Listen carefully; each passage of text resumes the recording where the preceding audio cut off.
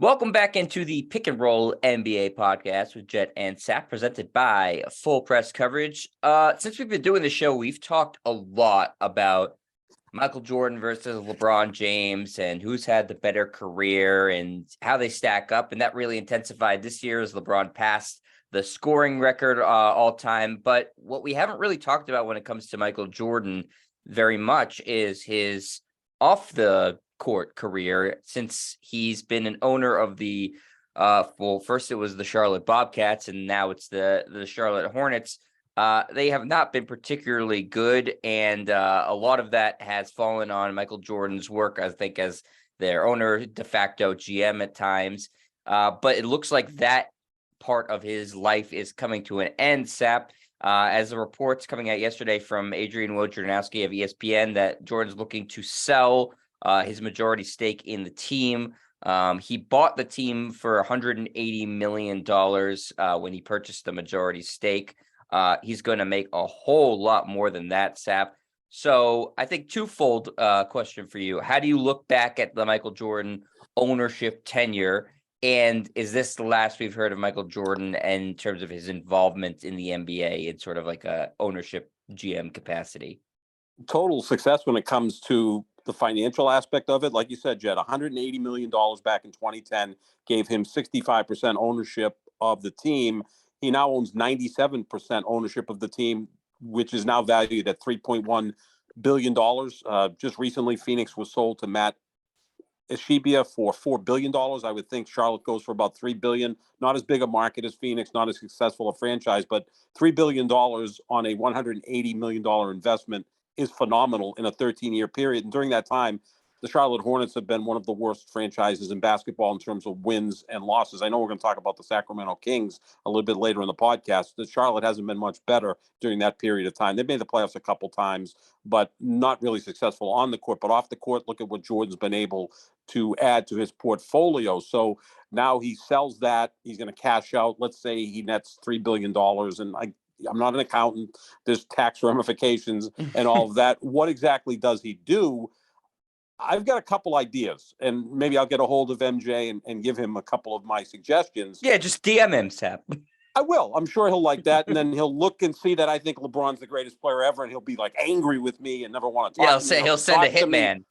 Oh yeah, absolutely. Yeah, I'll send one of his sons to date my ex-wife, who fortunately for me, I don't have an ex-wife or a current wife. I'm smart in that sense, but I think what Jordan could do, and look, he's only 60 years old, and I say only 60 because I'll be 60 next month, so we're still fairly young guys.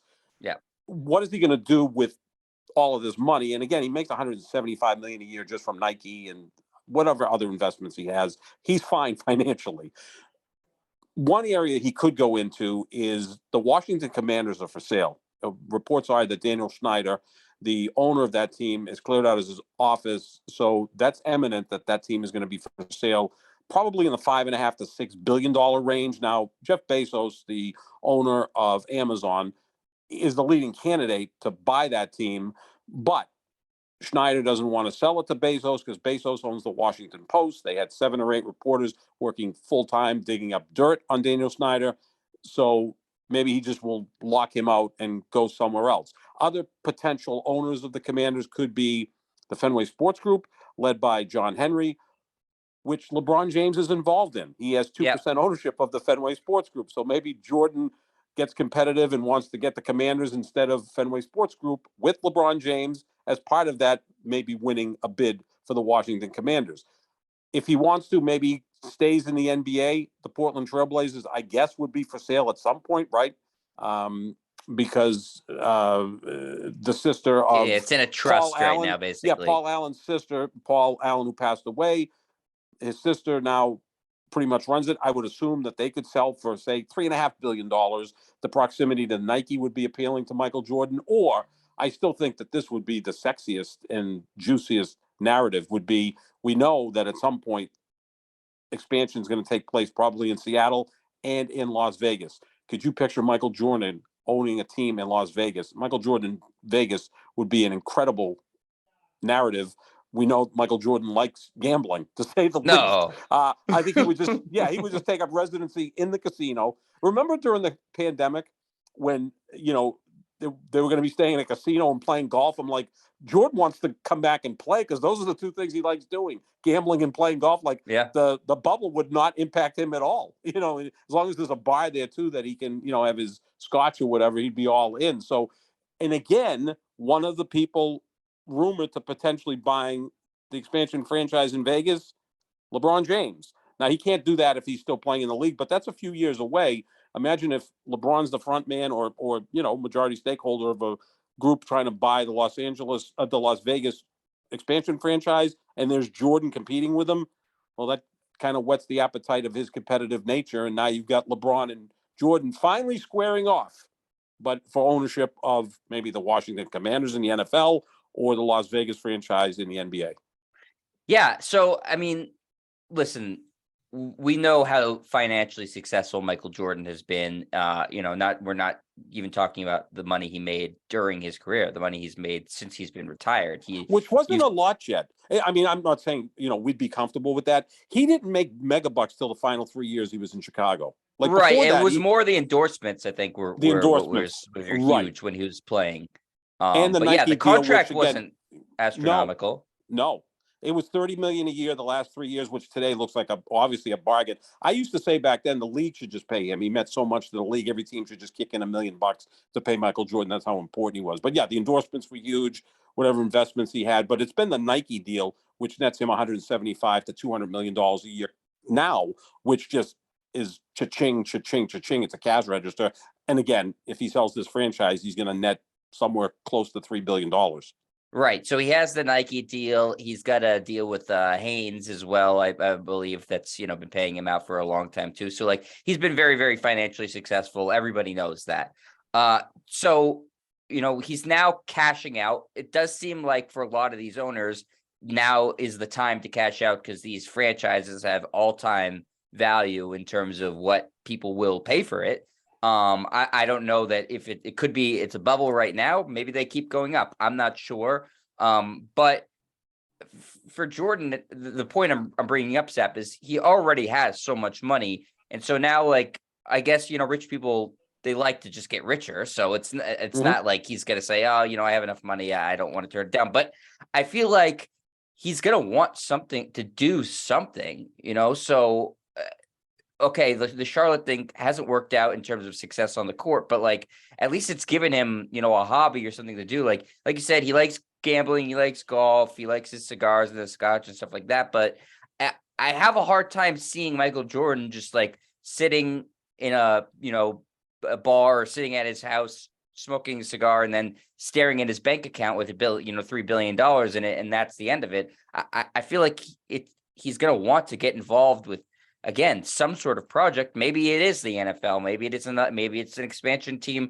Maybe it's something we haven't even thought of. Maybe he wants to buy into Live Golf and become a golfer. I don't know. But I have a hard time believing that this is just a purely financial move and that he's just going to be happy with how much money he's making right now. He doesn't seem like the type of person that just wants to be idle.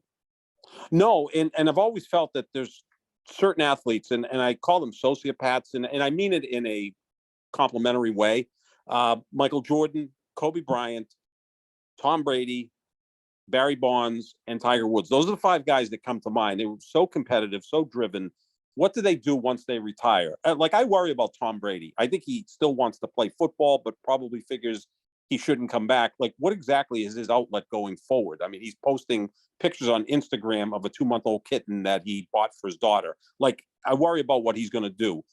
Tiger Woods, the same thing. Is he going to design golf courses? Is that going to be his thing? We saw Kobe was kind of segueing into some really interesting projects, right? He won an Academy Award for a documentary short. So I think he was of all keeping those guys, really busy. That's, Kobe was doing a million things after he retired. And I also think that of those 5 guys, and I kind of put them in their own class, like LeBron doesn't fit into that. LeBron's not a sociopath. I think he, is going to be involved in multiple businesses going forward. He already started that. With Kobe, I think of those guys, he's probably the brightest guy, or was the brightest guy, maybe the most intellectually curious of the group. So I think he looked at it and said, you know what, I'm going to get into filmmaking. I'm going to do these types of things. Wasn't he writing poetry, doing things like that? I mean, the guy is multilingual, right? I mean, he spoke fluent Spanish, Italian. He was more cultured than the other guys. Bonds has gotten into, racing, like bike racing, like And competitive bike coaching too. racing, Didn't he do and some coaching a hitting? little bit. Yeah, absolutely. And then it got kind of funny when he had a home run hitting contest against Giancarlo Stanton when he was in Miami, and he actually beat him. When again was obviously blackballed out of the league, he could have played a few more years. There's no question about that. But Jordan bought this franchise, and now it's worth 15 times more than it was when he bought it. What exactly he's going to do with the money? I think maybe, owning an NFL franchise, that's the biggest feather that you can put in your cap. I mean, as great as the NBA is, the NFL franchises are gold. They're all gold that just keep going up. Maybe he's hearing that this new TV deal is not going to happen in the NBA, because we hear that it's a 10-year, $75 billion deal, which will net each team $250 million a year for 10 years, whether you're the Charlotte Hornets or the Golden State Warriors. They share the TV money, the national TV money. If that dries up, doesn't happen, maybe the value of the franchises goes down. But these things continually grow. It's like real estate. Like real estate doesn't go backwards, right? It continues to go forward. And I think these franchises are only go forward. Again, maybe this is just a way to cash out and maybe get involved with buying the Commanders or the Portland Trailblazers in the NBA, or getting involved with a expansion franchise in Las Vegas. Again, I always think of the deepest, darkest things, that Michael Jordan wants to compete against LeBron James. He can't on the court. They're 22 years apart in age, but maybe as potential owners, they can compete against each other. Heck, they can compete against each other to get ownership of a certain team. Maybe that's something in his mind, or just he's going to cash out and, like you said, play a lot of golf, gamble, and enjoy his life. But he's so damn competitive. Right. That's why I just don't see that that's going to be the case. Yeah, and is he the guy also? I don't think he's hands-on business-wise, kind of like Magic. Magic did it differently. Like, he got into the Magic Johnson theaters and Starbucks and steakhouses. And, he's kind of got his hands in a lot of different businesses. He's involved with the LA Dodgers. Shaq endorses every product out there. I mean, it's just like you can't see a commercial on TV without Shaq pitching something. Brady's gotten involved with pitching some things. Maybe he does becomes the analyst at Fox Sports and makes $37.5 million a year doing NFL games. He's pushed that out to 2024. I don't know what motivates these guys. Andrew Luck was the most well-adjusted guy ever. He just kind of retired, became a husband, a dad, and joined a book club or something. Like that. He handled that quite well. He's quite comfortable doing little. Peyton Manning, different, kind of a competitive guy who needs to keep busy. I think he got into a production company. He owns a bunch of pizza places. I think it's Papa John's. He owns like 20 of them. Maybe he gets involved in ownership in the NFL. They're all different, and what they have to do to keep themselves getting motivated every day of the week, like getting out of bed, is interesting to see. I think he could do that. I think it would be cool if he bought into the Commanders, because as much money as he has, he could be the sole owner there. Because again, if he's worth $3-4 billion, if he puts half of his net worth in, he can get investors. He can go to a bank. I mean, he's Michael Jordan. I don't think he'd have any problem getting other people involved in buying the Commanders. I think that would be a pretty cool story. But you kind of want to see him stay in the NBA. He is, after all, the most important person in the history of the league. So why not keep him in the league? I'm sure the NBA, listen, the NBA, when you sell a franchise for an astronomical amount, it's good for the league because it creates a value for all the partners, and it gives a perception that the league is doing really well financially, which they are. But Michael Jordan is he may be the only minority owner in the NBA, that's a black man that owns a team. I'm not sure. I don't remember off the top of my head, He bought it from another black man, Bob Johnson, who was, I believe, the first black billionaire in the history of this country. Now, of course, you have Jordan, you have Oprah. Oprah could be involved also. She's a multi-billionaire. I've always thought, but I'm sure the NBA isn't happy about losing a minority owner. No, I can't think of another black owner in the NBA. You could say that there's a minority owner in the NFL, because the owner of the Jacksonville Jaguars is Pakistani. And the owner of the Kings is Indian, I believe, Vivek Randy, right? Right, and so you could say that Joe Tsai is Joe Tsai is Asian, right? So you have that, but no other black owners, I don't believe, Seth. No, No. So this obviously you want to keep Michael Jordan involved somewhere. It would be nice. And again, this is, Chris Rock joke where, in my neighborhood, I have to be the most successful comedian to live in that neighborhood. My neighbor's a dentist. Like if I was a black dentist, I'd have to invent teeth to live in this neighborhood. Right. And I get what he's saying is that, it'd be nice to have a black businessman own a team the way that you see white businessmen own teams rather than, oh my God, it's Michael Jordan, the most important person in the history of the league owns a team. It'd be kind of cool that, like if Oprah Winfrey got involved, she's a businesswoman who built her empire from absolutely nothing. So that would be an interesting story as well. But yeah, I'd like to see him stay in the NBA. Maybe it's with Vegas as an expansion team. Maybe it's Portland. But is Portland sexy enough? It's almost a lateral move, isn't it? Charlotte to Portland. I'm sure Portland's worth a little bit more money. It's a slightly better market than Charlotte. It's close to Nike, but is that enough to get Jordan involved there? I don't know. What about this, Sap? Here, not a conspiracy there. Just even throwing this out there. The owner of the Bulls, Jerry Reinsdorf, is an elderly man now. He's 87. Mm-hmm. What if Michael Jordan wants to buy that team? Is the team that he, made his name for? I don't know what the deal is with the kids. I know Reinsdorf also owns the White Sox, I believe. Yes, he does. So I don't know. Again, I had no information here. I'm just speculating wildly. Would that be something that maybe Michael Jordan would be more interested in? Like, okay, I could own the Chicago Bulls. That's a lot more sexy than the Charlotte Hornets, and it's obviously the connection he had there. I don't know if they're for sale or what, but that would require more money than what the Hornets cost. And now Jordan has his prior capital plus this. Maybe he could go out and try to buy a team that isn't necessarily for sale right now.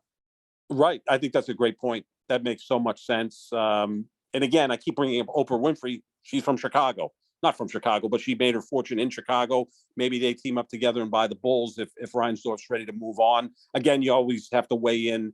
Are any of his kids interested? You look at the Patriots with Bob Kraft.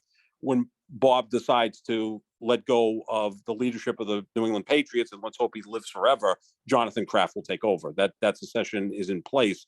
So, yeah, that's a great point, Jet. That Jordan owning the Bulls. I mean, the man has a statue outside the United Center, if that's what it's still called. That would be a fantastic story. Yeah, that would make a lot of sense, even more so than anything else. But I always think of the competitive juices and, maybe Vegas with an expansion franchise. Maybe they just want to keep Jordan out of Vegas, though. Like, maybe that's the best thing is, Michael, we love you, but you can't come to Vegas. You just can't stay here. It's not going to be a good look, and you're going to get a little. He's not going to lose his fortune, but he will certainly be there doing the things you do in Vegas. You're our resident historian here. Has, to your knowledge, no, has anybody ever owned one team, sold, and then owned another team? Oh, technically, now the LA Clippers could actually claim that they have the second most NBA titles of any franchise, because technically the Celtics were sold to the Buffalo Braves back in the 70s, and then they moved to San Diego and then LA. So there was that type of thing that took place. We kind of saw it in baseball. I mean, John Henry had a very minor stake in the Yankees. He was also a pretty big owner of the Marlins, and then sold both interests in the Yankees and the Marlins to buy the Red Sox. So that happened in baseball. In basketball, again, the closest thing to that would be the Braves, Celtics on their way to the Clippers. That's the only thing I can think of. But yeah, I think him buying the Chicago Bulls would be sensational. I mean, talk about giving that franchise juice. That'd be like having, I don't know, Larry Bird lead an ownership group to come in and buy the Celtics, and take that and multiply it by 5 because it's Michael Jordan, or Magic buying the Lakers, or pick whoever. I've always thought that LeBron eventually might own the Cleveland Cavaliers, but I don't think that would happen, since his relationship with the owner, Dennis Gilbert's not very good. I think Gilbert would sell to someone other than LeBron James, kind of the way I don't think Daniel Snyder wants to sell to Jeff Bezos. There's too much bad blood there. Yeah, some of these billionaires are petty billionaires, and by some I Yes. mean most. And Michael Jordan was petty before he was a billionaire. Yeah, that's true. He's always been petty. But it is interesting because, like I said, there's a lot going on. Obviously, he's like you said, Sep, the most important figure in the history of the league. He's one of the most famous people still on the planet. And it's hard to imagine an NBA that has no association with Michael Jordan other than, oh, this is a famous alumni. So we'll have to see what happens with him. But it was unexpected news, and I think that it invites a lot of speculation, like what we've been doing right here, Sap. That's what we do. This is the fun part of the job, right? I mean, none of this will probably happen. Maybe Michael Jordan just cashes out and plays golf and, has grandkids or whatever and decides to be a 60-year-old guy who retires. I just don't see that with the way he's wired. Yeah, his grandkids and his daughter-in-law will be Scottie Pippen's ex-wife, right? Isn't that the situation is right now? Oh, sure. Yeah. Yeah. He's so, competitive and bitter that Doesn't I one of don't. his sons date Scottie Pippen's Yeah. ex-wife? Oh, yeah. Oh, absolutely. And that's when Pippen had the book that came out, and Pippen is all about LeBron James, saying LeBron's greater than Jordan, which I agree with Scotty in that one.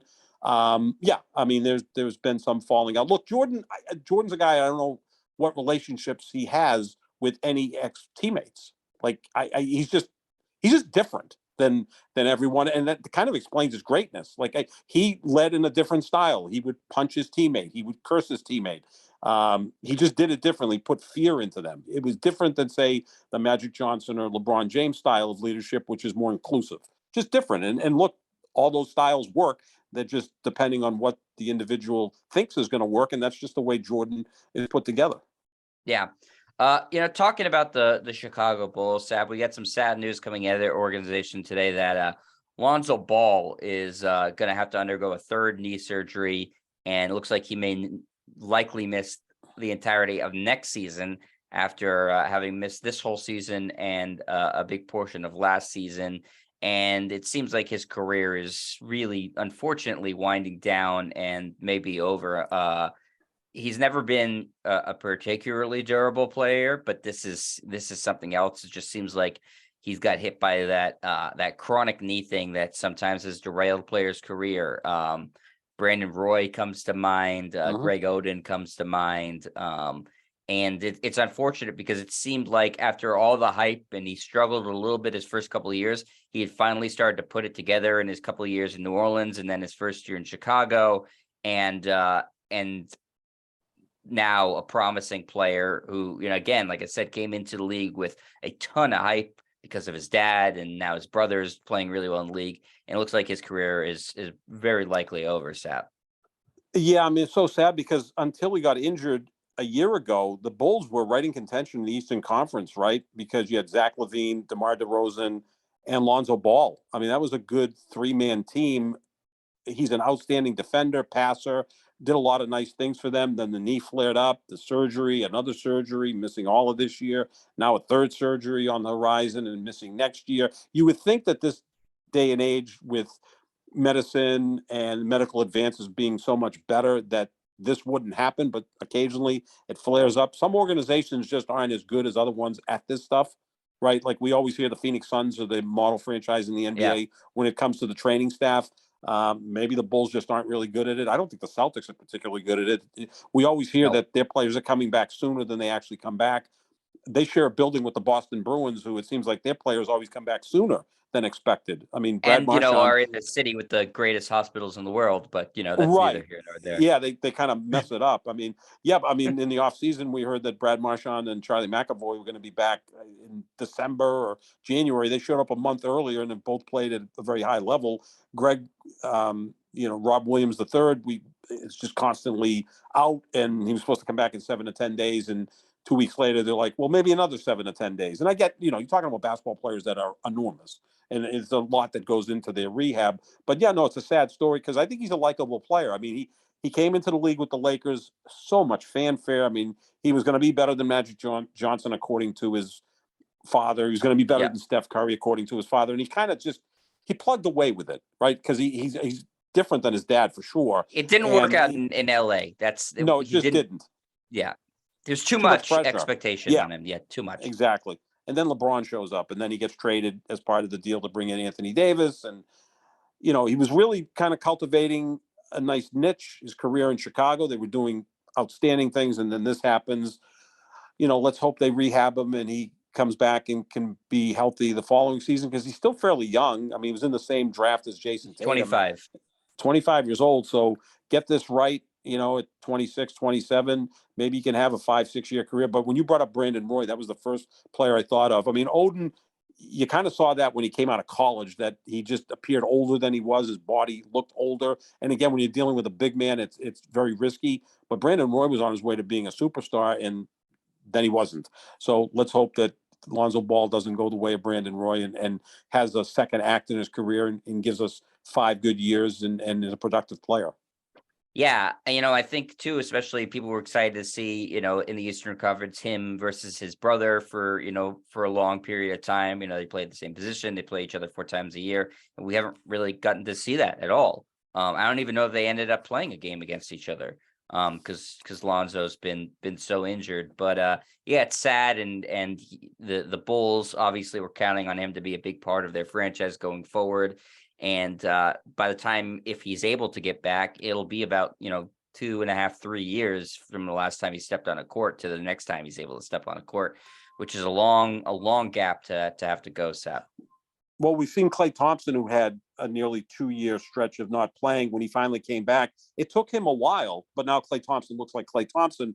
But his skill set is different than Lonzo Ball's. Klay Thompson is one of the 5 greatest shooters I've ever seen. He may be the best catch and shoot shooters I've ever seen. Like, he and Ray Allen are the 2 guys. I mean, Steph Curry's up in there as well. And now you see what Klay Thompson's doing. He's having a fabulous year.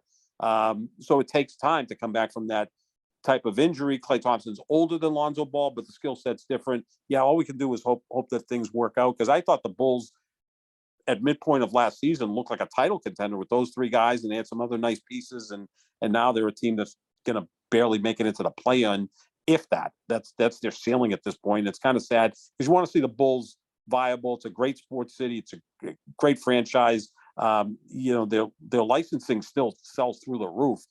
Cool logo, the colors. Yeah, the Jordan factor, even though he hasn't played in 25 years, all of that ties into kind of like the Knicks. You want to see them do well, and really, since Jordan left, they really haven't been a factor other than a couple of years with Derrick Rose. Yeah, they really haven't, and they, even with Derrick Rose, they weren't really a title contender. They were a team that looked like they could maybe eventually get there, but they were still really young. And then Derrick Rose with all the injuries, and that sort of fell apart there. And now, like you said, Sep, they're on the outside looking in the play-in tournament. They're 31-37. They do have talent on their team. It doesn't seem to be the right mix of talent. Maybe a really strong distributing point guard like Lonzo Ball would have been able to get the most out of that team. But it's been a while for the Bulls fans to look at their franchise and say, we feel really good about where we're at. So, today is just another tough day for the Bulls franchise, and what's been, like you said, nearly 2 decades of tough days post Michael Jordan. So, while that's going on there, if you go across the country to the West Coast, you're actually getting a very uplifting story in the Sacramento Kings, who, like the Bulls, have had a rough 20-year stretch. But this year has been just a revelation. They're the number 2 seed in the West right now. They're 42-27. And they're 8-2 in their last 10 games. And they have been probably, Sap, one of the better NBA stories and most surprising NBA stories that I can remember for a long period of time. Most people had them as trying to be in the Victor Wembanyama sweepstakes. Instead, they're looking to legitimately make noise in the Western Conference playoffs. So, Sap, what are your impressions of this Kings team? Biggest surprise of the season, right? I mean, they're on pace to win 50 games, be the number 2 seed. Every year in the Western Conference, there's a team that surprises us. Last year was Memphis was the 2 seed. The year before, it was Phoenix as the 2 seed. This year, we'll see if Sacramento ends up being the 2 seed. They're battling Memphis right now for that slot. Just a fun story. That's a great basketball market. I mean, go back 20 years when they had Chris Webber and Mike Bibby, Stojanovic. I mean, they made it to the Western Conference Finals. Many people thought that they were robbed in that series against the LA Lakers, who won Game 7 in overtime in Sacramento back in 2002. This is the first year that they're having a winning record since 2005, 2006. They've had 16 straight losing seasons. During that time, they've averaged 29 wins per season. I mean, you can make a case that in that 16-year stretch, the worst team in basketball, the worst franchise in basketball. Could make an argument they're the worst franchise in professional sports. Without question. Yeah, I mean, who's worse? I mean, the Detroit Lions during that stretch have qualified for the playoffs, right? I mean, the New York Jets during that period of time qualified for the playoffs a couple times and went to the AFC Championship game. Yeah, I don't know of another team that's gone that long without not only making the playoffs, but having a winning record. I mean, it's just they've never contended really. And here they are, led by Mike Brown, who's certainly going to be NBA Coach of the Year. They have 2 All-Stars, Domantas Sabonis, who's giving you 19 points, 13 rebounds, 7 assists per game. Kind of a poor man's Nikola Jokic, I'd say. Not quite as good as Jokic, who's an MVP candidate, but gives you a similar skill set. And then you look at De'Aaron Fox, who's giving you 26.6 assists, kind of a poor man's John Morant. John Morant with a smile instead of a gun. So you got those 2 All-Stars that have played really well. You got Harrison Barnes, who's they're 2 fringe MVP candidates, Sap. They're going to finish both of them will finish top 10 in MVP voting. Or thereabouts. Yeah, they'll get some love, right? I mean, yeah, because if they end up with the second best record, that team's going to have to get some love. And those are the 2 guys. I mean, Sabonis is leading the league in rebounding. Fox is one of the most exciting players in the league. I think baseline to baseline, the fastest guy in the league is De'Aaron Fox. So you've got 2 players that have really stepped up this year. It's a great story. The only problem is they're going to finish 2nd or 3rd in the Western Conference. That may get you a first-round date against Golden State or Dallas or the Lakers. And in most of those cases, they'll probably be the underdog in that series, and they may get bounced by one of those 3 teams that are just, quite frankly, better on their best day, right? I mean, if the Lakers are healthy, if somehow Kyrie and Luka figure it out, if Golden State's healthy, those 3 teams would be favored over Sacramento in a playoff series. So, you get in and maybe you get bounced in the first round, but it's a team that you want to root for because Fox is one of my favorite players. He's just an engaging personality, has great leadership ability, has never spoken out against the franchise or the city. He's embraced being a Sacramento King, and you like to see that. He's been there 5 years, and he just gets better every single year. He's knocking down game winners, it seems like, every night recently. Yep. So, it's a great story. Player. They've got that whole light the beam thing going on, which is like part of their culture now. They have a chain with the Kings logo on it that they give to the defensive player of every game. Mike Brown has done a phenomenal job there. And I think that he's a guy that got ridiculed a lot because LeBron was carrying his water in Cleveland. You don't have to do any coaching of LeBron. True to an extent, but he's grown clearly as a coach, being an assistant on Golden State for a few years under Steve Kerr. And he deserves not just Coach of the Year, but they should give him, an award, a Coach of the Year award that's maybe twice the size of what the usual award is, because this was some heavy lifting, coaching this team up to being where they are right now. Nobody saw this coming, and if you look at the roster, a lot of it's as NBA castoffs too. Sap, Harrison Barnes, Kevin Huerter, Trey Lyles, Malik Monk, these guys, Terrence Davis, these guys have been on a bunch of different teams, and they found a role on this Kings team, and they found a role playing not just good basketball, but winning basketball. This is a team that the last 3 seasons won 30, 31, and 31 games, and is going to probably win 50 this year without adding a lot, right? And that's going to be coaching, the growth of Sabonis and De'Aaron Fox, and those role players finding their niche and doing what they do. Malik Monk is a dead-eye 3-point shooter. I wish the Lakers had held on to him. I think he could have been a prominent role player on that team, but he moved on to Sacramento. I think it's the biggest surprise this year in the NBA by far. I mean, you look at the Eastern Conference, the Celtics, Milwaukee, Philadelphia, and Cleveland. I think we all kind of expected those to be the top 4 teams in the East, because I wasn't that high on Miami because they're so old. And then in the Western Conference, Memphis, Denver, both expected to be contending teams. No one picked the Sacramento Kings to be right now the number 2 seed in the Western Conference. And a lot of that credit has to go to Mike Brown and obviously De'Aaron Fox and Domantas Sabonis, both all-stars. Yeah, just a quick note about Domantas Sabonis. Last year he was traded to the Kings from the Pacers for Tyrese Halliburton. A lot of people mocked the Kings for that trade. I think myself included, because Halliburton is, younger and is considered a really, elite prospect, and he's been fantastic for the Pacers. But that's a rare win-win trade in the NBA. It's worked out perfectly for the Kings too. So the Kings did a good job in getting Sabonis in there. He fits better with Fox. That Fox Halliburton backcourt, maybe it would have worked eventually, but it wasn't working, and this worked really, really well. Yeah, a lot of redundancy there with Fox and Halliburton. So you move on from one, and you get back a nice piece in Sabonis. I mean, that's what you do in the NBA. If you've got two of the same type of players, you move on from one, get what you can, and now you continue to grow your franchise, and that's what Sacramento's been able to do so far this year. Yeah, no doubt. So great story, and hopefully it continues for the Kings. Sap, before we get out of here, and just quickly want to hear, since it's March Madness, who you got? That's all I care about, Sap. All right, so my final four is Alabama, Marquette, Gonzaga, Texas. National championship game, Texas over Alabama. I know that sounds more like, a football game, a football bowl game, but I've got Texas over Alabama for the national championship. Okay, yeah, Alabama, the overall 1 seed. My final four, Sap: Alabama over Purdue and Houston over UCLA, and I have Houston winning over Alabama. I know Houston's a popular, trendy pick. That's what I got. I can't say I watched a ton of college basketball this year. In fact, I watched more French basketball because I wanted to see Victor Wembanyama. But it should be a very competitive tournament. We've already had a couple of really exciting upsets yesterday. Princeton knocking off Arizona, Furman knocking off Virginia. So hopefully that continues. And if that is the case, then my final four of 3 1 seeds and a 2 seed does not look likely to hold up. You're what we call a chalk monster. Yeah.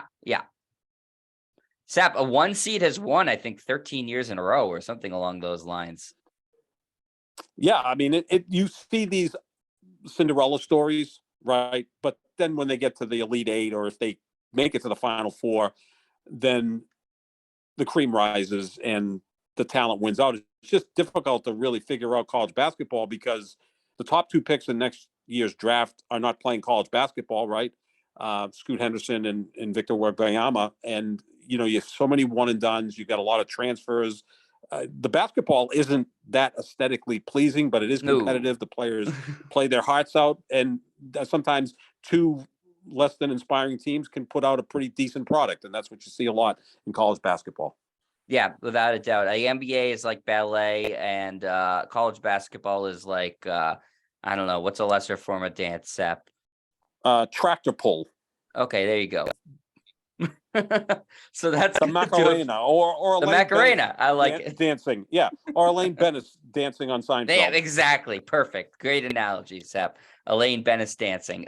So that's going to do it for us here at the Pick and Roll NBA podcast with Jet and Sap. Just type that in. You can find the show anywhere podcasts are found. Check out Full Press Coverage, our presenting sponsor. They have all sorts of great stuff on their website. Great articles, other great podcasts. And you can check out our social medias at JohnSap25, at Jet Stryer. Lots of great info, polls, show news, all sorts of stuff. So check that out. We will talk to you later, everybody. Thanks for listening. See ya.